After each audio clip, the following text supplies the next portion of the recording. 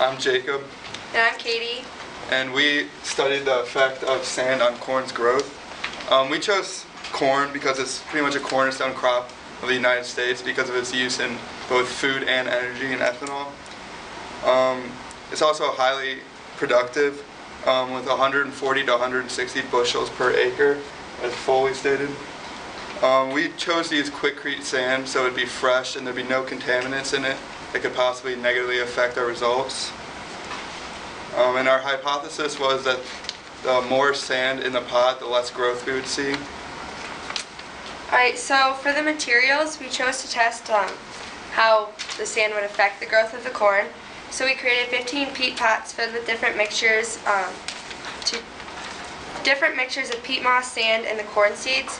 Each pot had 7 corn seeds in it. And our first 3 pots were control, so it only had peat moss in it. The next 3 had 80% peat moss and 20% sand. The next 3 had 60% peat moss and 40% sand. Then 40% peat moss, 60% sand, and our last group had 20% sand, 20% peat moss, and 80% sand. We watched the seeds every day for 2 weeks, and they were kept in the greenhouse. For our results,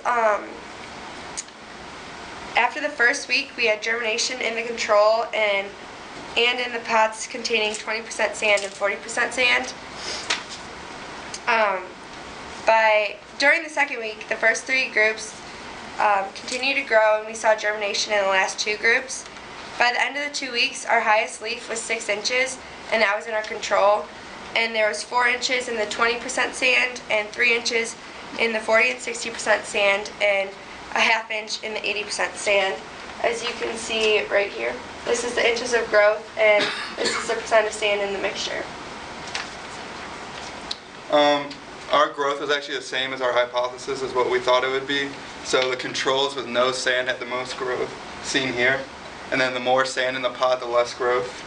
And we compared this to a study from the Modern Institute of Technology in India, where they studied the similar sand on soil, but they studied it on a medical plant, Terminala Arjuna. They actually saw the opposite results that we saw. So in the 80% pot, they saw the most growth, and it declined from there to the control. And we think the corn had the most growth in the control because it needed the most nutrients, and the sand deprived the pot of the nutrients in the corn.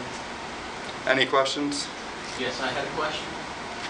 How did your study differ from the study of the one you have cited? Well, it differed because they saw the opposite results.